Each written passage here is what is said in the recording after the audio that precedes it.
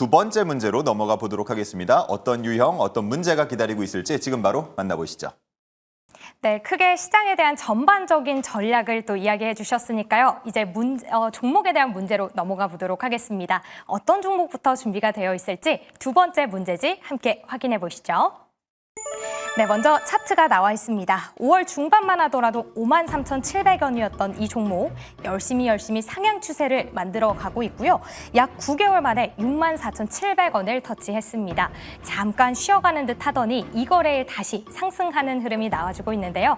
모두가 응원하고 있는 종목의 차트입니다. 어떤 종목일지 문제로 확인해 보시죠.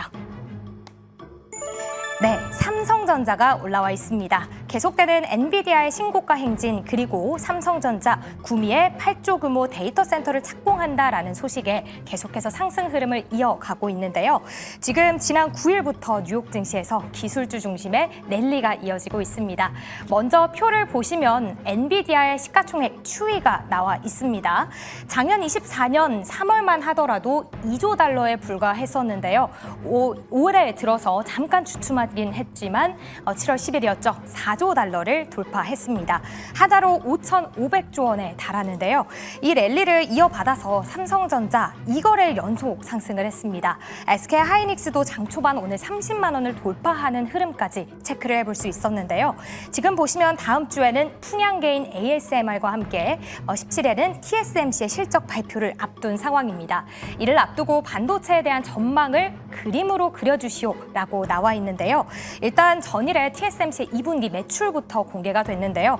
무려 지난 2분기와 비교했을 때 38.6% 증가하면서 사상 최고치를 기록했습니다. 매출만 봤을 때도 AI 수요 견조하구나라는 걸 확인해 볼 수 있었는데요.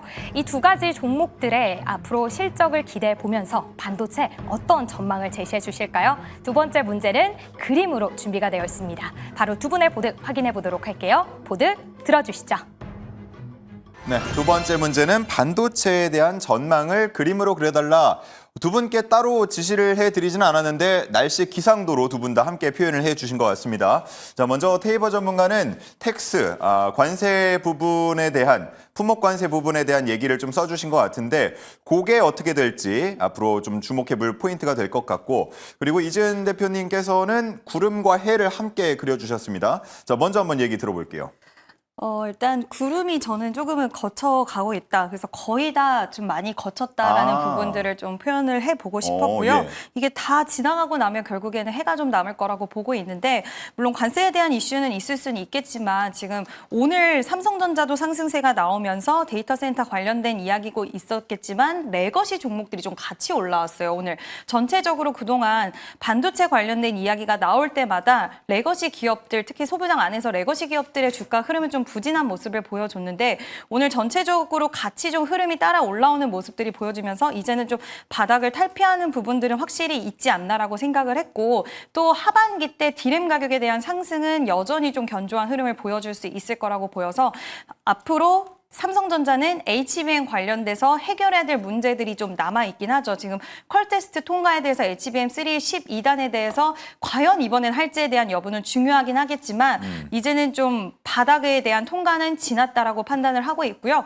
HBM 관련돼서는 입이 닳도록 사람들이 이야기를 많이 하고 있습니다. 예. 지금 엔비디아 시총만 본다 하더라도 우리가 확인할 수 있는 부분인데 얼마 전에 한은에서도 이야기한 부분이 이 AI 시장에 대한 사이클은 당분간 굉장히 좀 길게 지속이 될 것이다. 그 안에서 반도체에 대한 부분들을 콕 집어서 이야기를 하면서 긍정적인 평가에 대한 이야기를 했고 사이클에 대해서는 아직까지 진행 사항이라는 부분들을 봤을 때는 주가는 추가적으로 상방은 충분히 열려 있다라고 생각을 하고 있습니다. 그래서 일단 삼성전자를 필두로 해서 오늘 레거시 종목들이 전체적으로 올라왔다라는 것은 시장의 수급 자체가 이쪽으로 유입이 되고 있다는 것도 확인할 수가 있다라고 판단이 들어서 관세에 대한 이슈가 남아있기 때문에 아직 구름이 다 거쳐진 것은 아니지만 그래도 긍정적인 부분들 또 HBM에 관련된 AI 시장에 대한 확장세는 우리가 절대 간과할 수 없고 지금 진행 중인 부분이라서 예. 저는 충분히 반도체는 하반기 때 오히려 더 기대할 수 있는 여력들이 많지 않을까라는 의견 드려보도록 하겠습니다. 좋습니다. 이제 구름이 거의 다 지나간 것 같다라고 분석을 내어주셨고요. 자, 테이버 전문가의 그림 다시 한번 확인을 해보도록 하겠습니다. 역시나 구름이 나와 있고 번개까지 치는 모습이지만 그 뒤로는 차트가 우상향하는 모습이 있어서 어떤 의미일지 궁금해요. 일단 우상향은 확인하실 수 있는데 지금 당장 요텍스 같은 경우에는 짧은 관점에서는 반도체의 품목 관세라기보다는 지금 트럼프가 관세를 약간 목리를 부리고 있다. 그리고 이 목리가 시장에 어떤 영향을 줄 것인가 지금도 이제 나스닥 선물에 조금 밀리는 모습을 보이고 있는데 현재 시장에서 가장 주의하고 있는 거는 결국 관세에 대한 이런 시장의 지금 타코 반응이 언제 끝나느냐 그리고는 인플레이션이라고 하는 숫자가 언제 조금 이렇게 유효하게 올라오는가 그런 그 부분에 있어서 금리 인하가 언제 되는가가 올해 하반기의 주요 이슈입니다. 그래서 이 부분에 있어서 이게 번개가 어떤 식으로 어떤 방향을 만들어낼지는 모르겠지만 결과적으로 반도체는 올라간다라고 볼 수 있는 거는 삼성전자 관점으로 말씀드려보면은 결국 지금 올해 그리고는 내년까지 해가지고 DDR4라고 하는 우리가 구시대 메모리 자체가 이제 생산이 중단이 됩니다.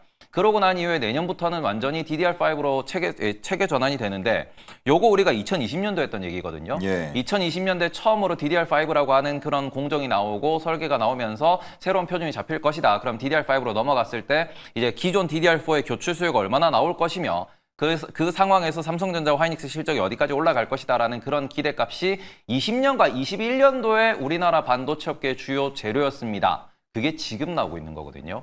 그러면은 그때 보고서를 다시 살펴보시더라도 지금 우리가 2020년 대비 오히려 AI라는 걸 통해 가지고 데이터 센터가 더 많아졌다라는 점, 그리고 이런 뭐 레거시의 교체 수요만 하더라도 캐시플로우는 계속 나올 수 있다라는 점. 그렇기 때문에 삼성전자 같은 경우에는 내년까지도 우리가 레거시 반도체의 가격은 꽤나 방어가 잘 될 것이다. 이렇게 보실 수 있고요. 다만 한 가지 걱정이 되는 점 뭐냐 그러면은 CXMT라고 있습니다. 창신 메모리고요. 창신 메모리가 올해 말부터 곧 DDR5 양산에 들어간다라고 하는데 그 캐파가 하이닉스의 2분의 1, 하이닉스 3분의 1에서 2분의 1 정도 수준으로 이제 양산을 시작한다라고 이야기를 해요.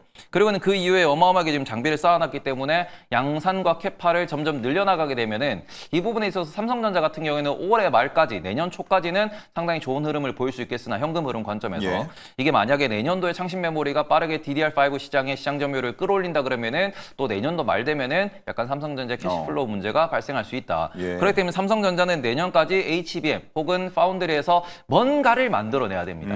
뭔가 흑자를 만들어낼 수 있는 혹은 뭔가 새로운 이제 뭔가 엔비디아가 아니라고 하더라도 활로를 뚫어내야지만 삼성전자가 그래서 내년 내후년까지 올라갈 수 있다라고 이렇게 우리가 표현할 수 있을 것이며 하이닉스 같은 경우에는 계속해서 HBM 관련돼 가지고 워낙 이게 뭐 잘 치고 나가고 있는 상황이기 때문에 그런 부분에서 지금 당장 올해 연말까지도 D램 가격 자체가 올라가고 있다라는 점이 빠지지 않고 있다라는 점은 결국 캐시플로우 관점에서는 하이닉스도 삼성전자도 올해 말 내년 초까지는 매우 좋을 것이다.